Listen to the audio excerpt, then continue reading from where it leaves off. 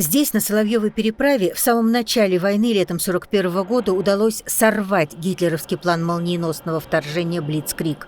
2 месяца переправа через Днепр была дорогой жизни для раненых солдат, мирных жителей. Под градом артиллерийских снарядов шло непрерывное снабжение сражающихся войск. Ни на сутки не прекращалась бомбежка, тысячи людей погибли в этом аду. Таких переправ только в Кардымовском районе было 7, а всего на Смолейщине, по официальным данным, 13. Участники регионального мотоклуба «Ночные волки», поисковики, Общероссийский народный фронт стали инициаторами создания музея под открытым небом, посвященного героическим событиям Смоленского сражения летом 1941 года.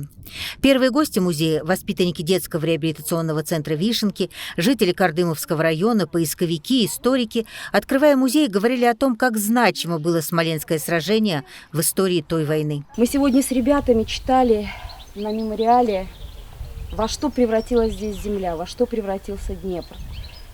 Кровавое месиво из тел, земли, грязи. Никто из них не думал тогда о том, что заслуги какие-то у них будут или награды какие-то будут. Была одна единственная цель – остановить врага. На митинге в честь открытия первого информационного стенда музея рассказывали, как подхватили инициативу «Ночных волков», как вместе всем миром собирали информацию о тех страшных событиях.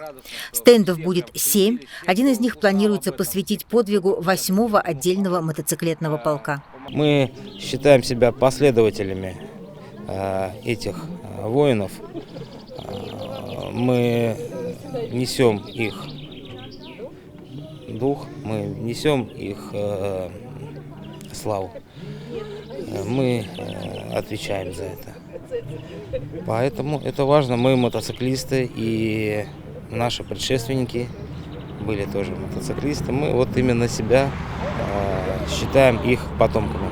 Возложив цветы к подножию прославленной «Катюши», «Ночные волки», поисковики отправились по маршруту легендарного 8-го отдельного мотоциклетного полка, который наводил ужас на немцев, по тем местам, где были переправы через Днепр, где шли бои. Подобный мотопробег смоленские мотоциклисты провели несколько месяцев назад. Главная его цель – узнать как можно больше о том, что происходило на этих дорогах летом 41-го. Понять, что пережили деды и прадеды, какой ценой далась та победа. И рассказать об этом детям, подросткам, всем тем, кто знает о войне только по учебникам. И научиться преодолевать непреодолимые дорожные препятствия, помогать друг другу. Мы доедем нормально. Я доеду. Я ее вывезу туда. Первая остановка – деревня Ляхово, сожженная фашистами в 1942 году.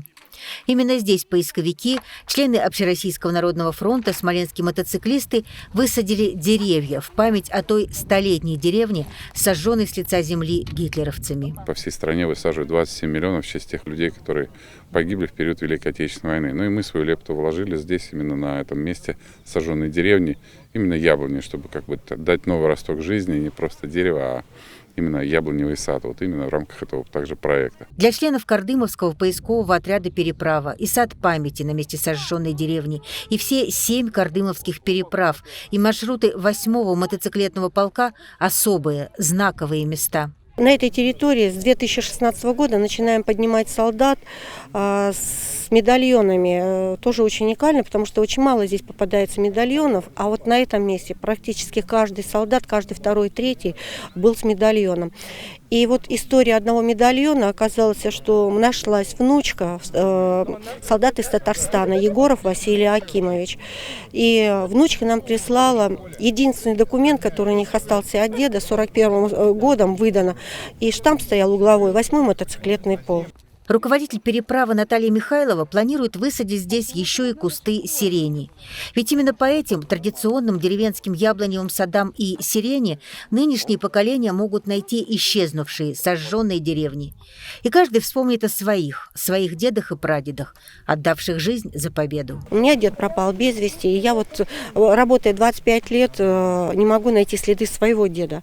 Поэтому мне каждый дорог солдат, я его храню как своего родного.